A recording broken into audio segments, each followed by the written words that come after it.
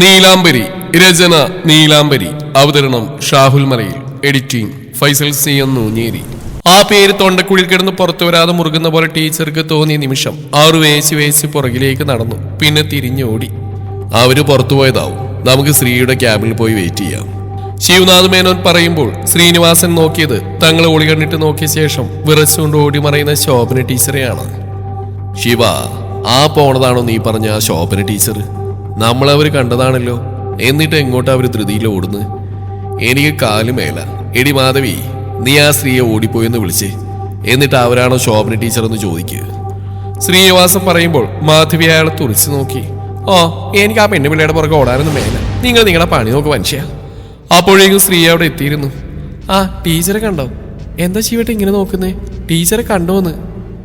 ഇല്ല ശ്രീ, കണ്ടില്ല. ഈ റൂമിൽ ആരുമില്ല. റൂം തുറക്കുന്നില്ല. വല്ലാത്ത പരവേശത്തോടെ ശിവനാഥ് സ്ത്രീയോട് പറഞ്ഞു. ആ ശ്രീ, ഒരു മെരിഞ്ഞ സ്ത്രീയാണ് ഈ ടീച്ചർ. ആണെങ്കിൽ അവരിതേ ആ ചുമരിൽ മറിഞ്ഞ് നമ്മളെല്ലാരെയും നോക്കുന്നുണ്ടായിരുന്നു. ഞാൻ കണ്ടതാ. ശ്രീനിയേട്ടനും കണ്ടു അല്ലേ ശ്രീനിയേട്ടാ? മാധി വലിയ താല്പര്യമില്ലാത്ത ബാതിൽ പറഞ്ഞു. ആ, അത് ശരി തന്നെയാ. പക്ഷെ അവരാണോ ഈ പറയുന്ന ശോഭന ടീച്ചർ നമുക്കറിയില്ലല്ലോ. നമ്മളാരും അവരെ കണ്ടിട്ടുമില്ല. പിന്നെ മറഞ്ഞിന്നു ഒളിഞ്ഞു എന്നൊക്കെ നീ ഇവിടെ പറയുന്ന എന്തിനാ മാധവി? ഞാൻ നോക്കുമ്പോ അവര് നമ്മളെ നോക്കി നിൽപ്പുണ്ട്. പിന്നെ വേഗം ഓടി അങ്ങ് മറഞ്ഞു. ചിലപ്പോ വേറെ എന്തെങ്കിലും ആലോചിച്ചെന്നാവനും മതിയല്ലോ. വല്ലതും എടുക്കാൻ മറന്നിട്ടുണ്ടാവും. ആരെയും പൂർണ്ണമായിട്ടും മനസ്സിലാവാതെ വായിൽ വരുന്ന അങ്ങ് പറഞ്ഞോണം. ശ്രീനിവാസൻ മാധവിയെ ശകാരിച്ചു. ശിവേണ്ടെന്ന പന്തങ്ങണ്ട് പെരിച്ചാഴി പോലെ നിൽക്കുന്നത്. നമുക്ക് കാത്തിക്കാം. ടീച്ചറുടനെ വരുമായിരിക്കും. അത് എനിക്കിപ്പോഴാ ഓർമ്മ വന്നു. നമ്മുടെ ഡോക്ടർ നമ്പൂരിയെ കാണാൻ പോകുന്ന കാര്യം അമ്മ പറഞ്ഞിരുന്നേ.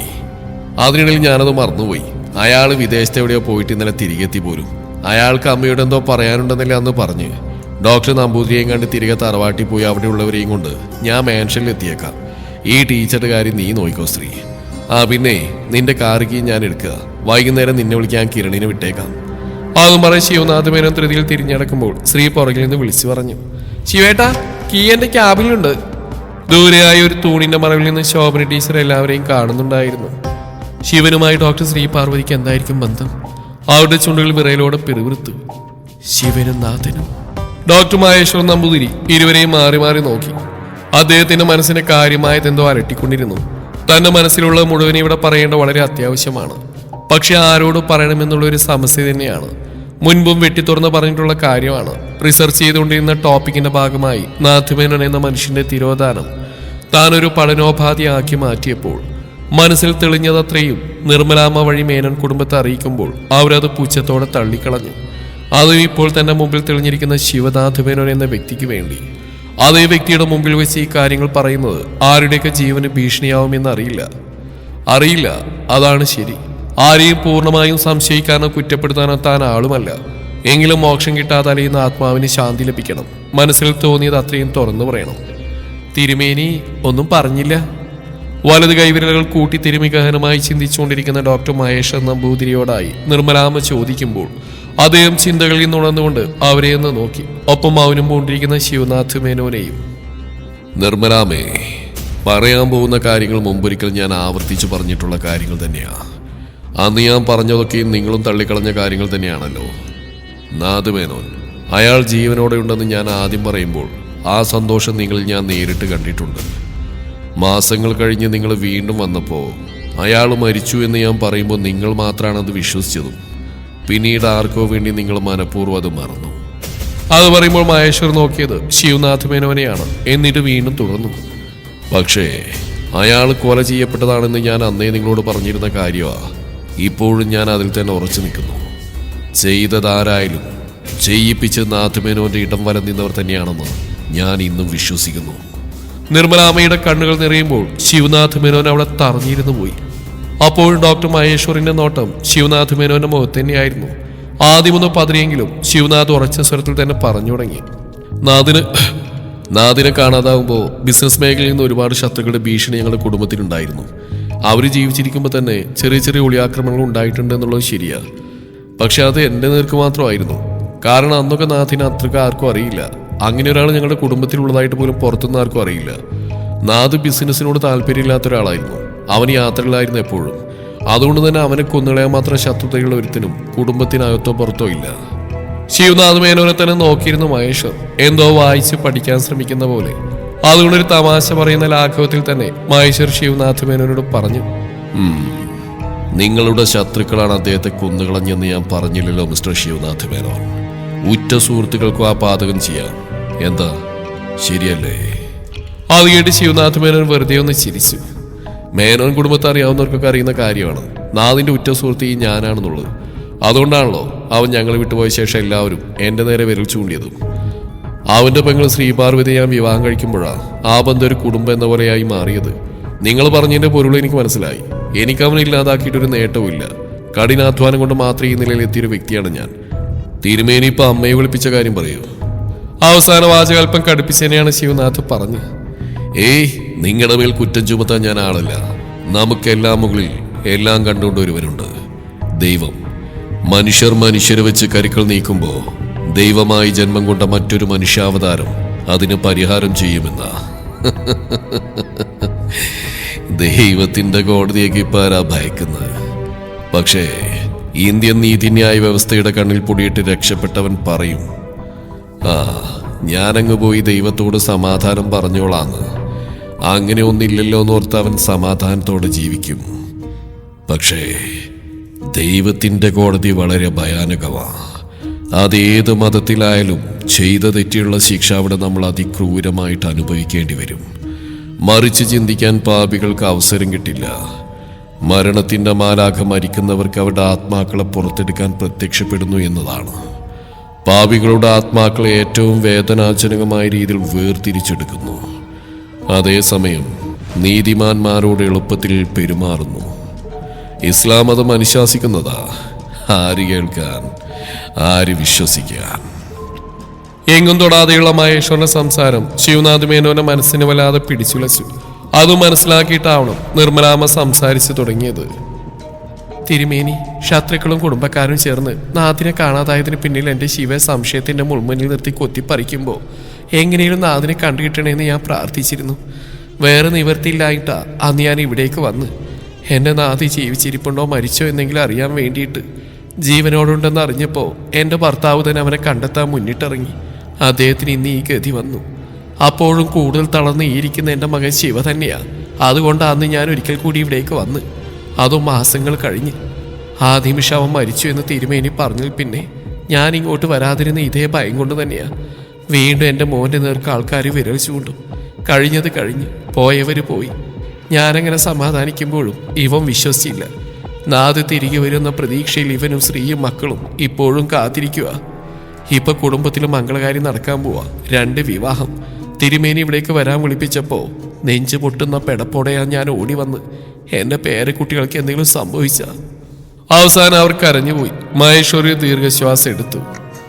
ശിവ, അരുതാത്തത് എന്തെങ്കിലും ഞാൻ പറഞ്ഞെങ്കിൽ എന്നോട് ക്ഷമിക്കുക. ഞാൻ പറയാൻ പോകുന്ന കാര്യവും വിവാഹവും തമ്മിൽ ബന്ധമൊന്നുമില്ല. പക്ഷേ ചില സംശയങ്ങൾ എനിക്ക് ചൂണ്ടിക്കാട്ടിയേ മതിയാവൂ. അതൊരു പക്ഷേ നാഥിന്റെ ജീവനെടുത്തവർ അറിയാൻ പാടില്ലാത്ത കാര്യമാണ്. അത് ചിലപ്പോൾ കൂടുതൽ ആപത്തുണ്ടാക്കും. അതുകൊണ്ടാണ് ഞാൻ ശിവയോട് ഇങ്ങനെയൊക്കെ സംസാരിച്ചത്. എന്ന് കരുതി ഞാനിപ്പോഴും നിങ്ങളെയോ നിങ്ങളുടെ കുടുംബത്തിലുള്ള മറ്റുള്ള അംഗങ്ങളെയോ വിശ്വസിക്കില്ല. കൊലയാളി നിങ്ങൾക്ക് ചുറ്റിനുമുണ്ട്.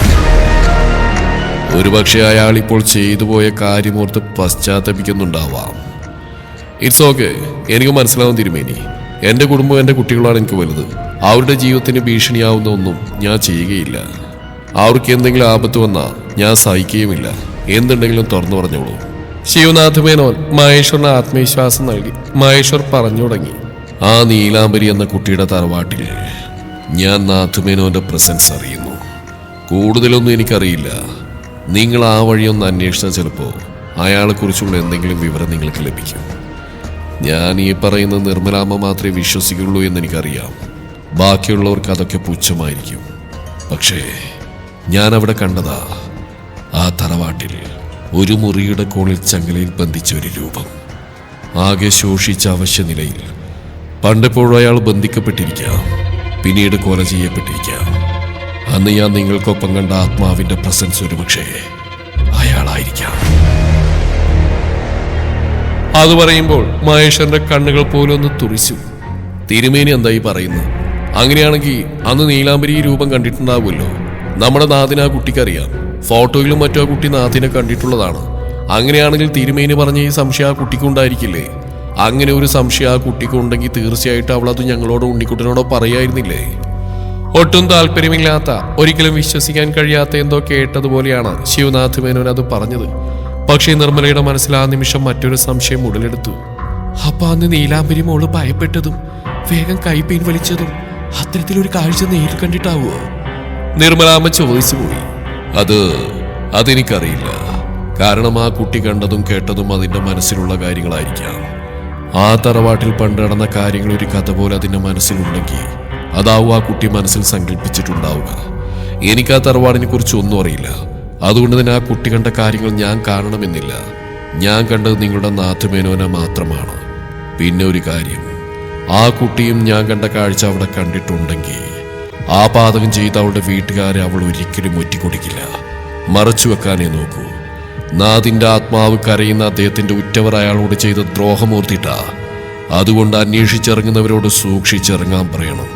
അവരുടെയും ജീവൻ ആപത്തിലാവും. ഇപ്പൊ ഈ കാര്യം ഞാനിവിടെ പറയുന്ന മറ്റൊരു കാരണം കൊണ്ടാ.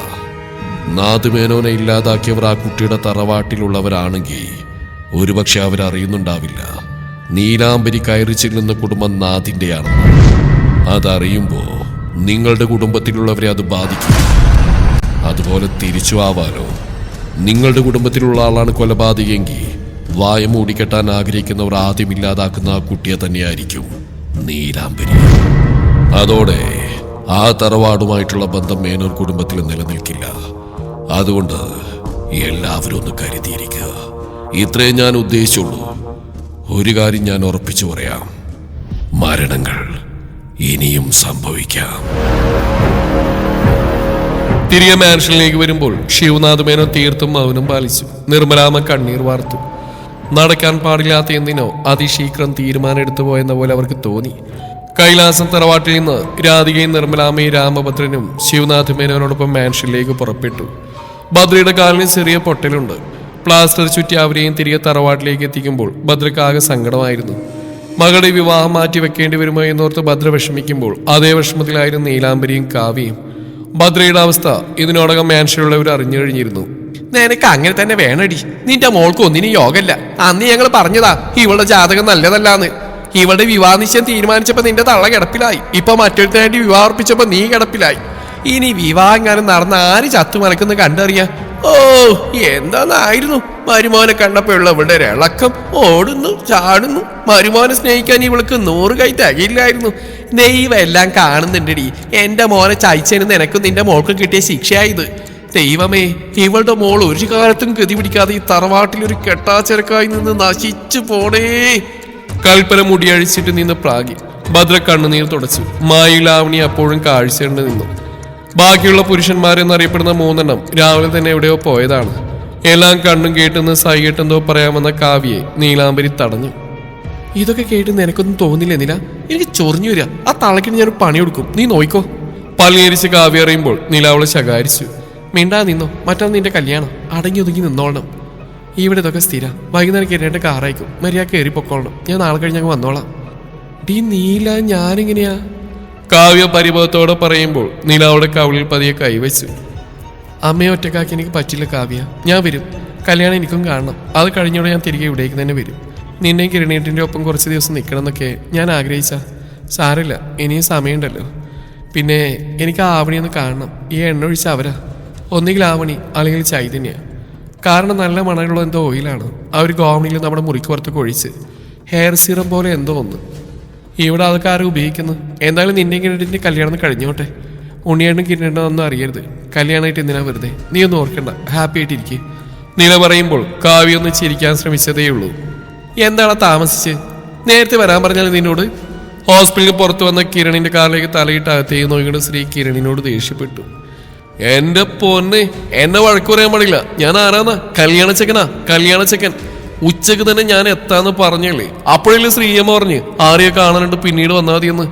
ഇപ്പൊ ഞാനൊരു 10 മിനിറ്റ് വൈകിയപ്പോ എന്റെ തലയിൽ കയറുന്നോ? അവിടെ നിന്ന് ചൂടാവാതെ അകത്തേക്ക് കയറി എന്റെ മുഖത്തേക്ക് നോക്കി എന്തേലും മാറ്റുണ്ടോന്ന്. ശ്രീ അകത്തേക്ക് കയറി കിരണിനെ സൂക്ഷിച്ചു നോക്കി. ആ വൃത്തിയോടൊക്കെ അതുപോലെ തന്നെ ഉണ്ടല്ലോ. എന്താടാ? പൊക്കോണം. ഞാനേ ഹൈഡ്രാ ഫേഷ്യൽ ചെയ്തിട്ടാ വരുന്നത്. ആ ക്ലിനിക്കിൽ എന്തൊക്കെ ട്രീറ്റ്മെന്റ് ഉണ്ടോ അതൊക്കെ ചെയ്തു.